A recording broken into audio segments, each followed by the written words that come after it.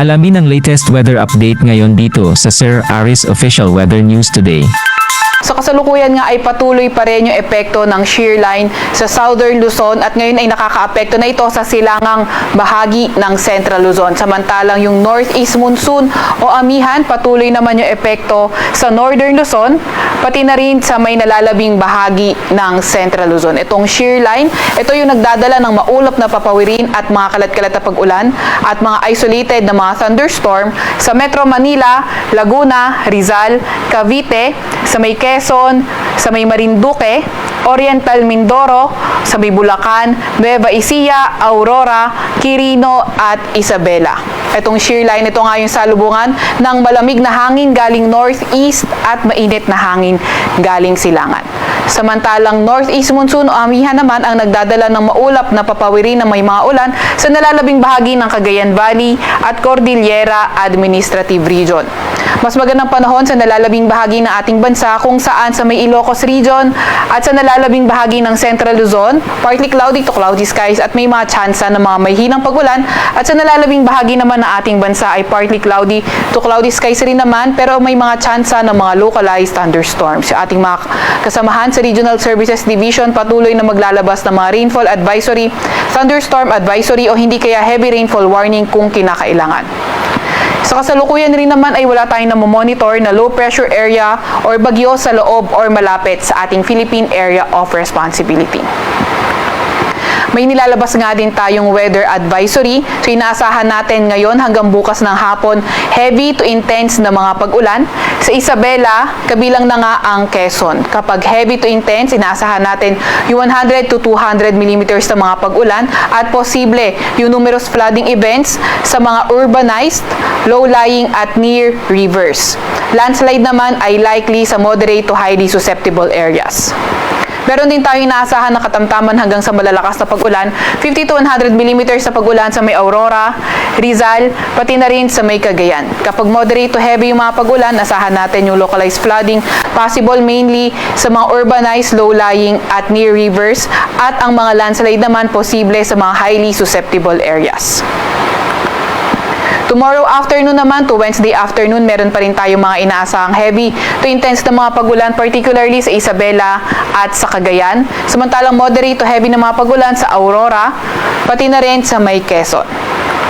Wednesday afternoon to Thursday afternoon, posible pa nga rin ang moderate to heavy na mga pag-ulan sa may Cagayan. Kaya pinag-iingat nga natin yung ating mga kababayan, lalo na yung mga inuulan ng mga nakaraang araw pa sa mga banta ng pagbaha o hindi kaya pagguho ng lupa.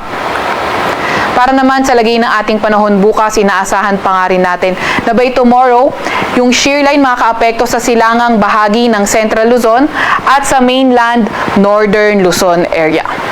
Yung Northeast Monsoon naman, extreme Northern Luzon, posible ito magdala ng maulap na kalangitan at may mga pag-ulan. Sa Metro Manila at sa nalalabing malaking bahagi ng Luzon, partly cloudy to cloudy skies na at may mga tsansa ng mga localized thunderstorms. Sa Metro Manila, asahan natin yung agwat ng temperatura ay 24 to 30 degrees Celsius. 15 to 22 degrees Celsius sa may Baguio at 29 or 20 to 29 degrees Celsius sa may Tagaytay. 25 to 31 degrees Celsius sa may Legazpi, 23 to 30 degrees Celsius sa may Lawag at 23 to 28 naman degrees Celsius sa may Tugigaraw. Sa Puerto Princesa ay 26 to 32 degrees Celsius at sa may Kalayaan Islands ay 26 to 31 degrees Celsius. Para naman sa lagay ng panahon sa may Visayas at Mindanao area, wala pa naman tayong nakikita weather system na posible magdala ng pangmalawakan at pangmatagalang mga pag-ulan, kaya asahan natin by tomorrow fair weather conditions pa rin at may mga pulupulong pag-ulan, pagkidlat at pagkulog. Agwat ng temperatura sa Iloilo, Cebu, Zamboanga, pati na rin sa Davao ay 25 to 32 degrees Celsius tomorrow. 25 to 31 degrees Celsius naman sa may Tacloban. Wala na tayong nakataas na gale warning sa kahit na anong baybayin ng ating bansa, pero ingat pa nga rin sa papalaot sa Northern at Central Luzon dahil magiging katamtaman hanggang sa maalon ang karagatan. Para sa 3-day weather outlook ng mga pangunahing syudad natin, inaasahan nga natin Metro Manila, Baguio City at Legazpi City patuloy ang fair weather conditions with chances of localized thunderstorms. Yung shear line posible pa rin naman makaapekto sa hilagang bahagi. Yung shear line pati na rin yung northeast monsoon posibleng makaapekto sa hilagang bahagi ng northern Luzon. Sa Metro Manila naman, pinakamataas sa temperatura ay 32 degrees Celsius, 15 to 23 degrees Celsius sa may Baguio, at 25 to 32 degrees Celsius sa may Legazpi. Para naman sa may Visayas, Metro Cebu, Iloilo City, Tacloban City at malaking bahagi ng Visayas, inaasahan nga natin patuloy pa nga rin ang fair weather conditions dahil wala pa rin naman tayo nakikita sa ngayon na weather system na posibleng magdala ng mga pangmalawakang pag-ulan. Sa Metro Cebu, 32 degrees Celsius ang pinakamataas na temperatura. Sa Iloilo City naman, 25 to 32 degrees Celsius maglalaro ang agwat ng temperatura. At sa Tacloban City ay 25 to 32 degrees Celsius. Sa Mindanao naman, at mga pangunahing syudad, Metro Davao, Cagayan de Oro, Davao at Zamboanga City, inaasahan nga natin katulad sa Visayas area, wala rin tayong nakikita ang mga weather system na magdadala ng mga pangmalawakan at pangmatagalan ng mga pag-ulan.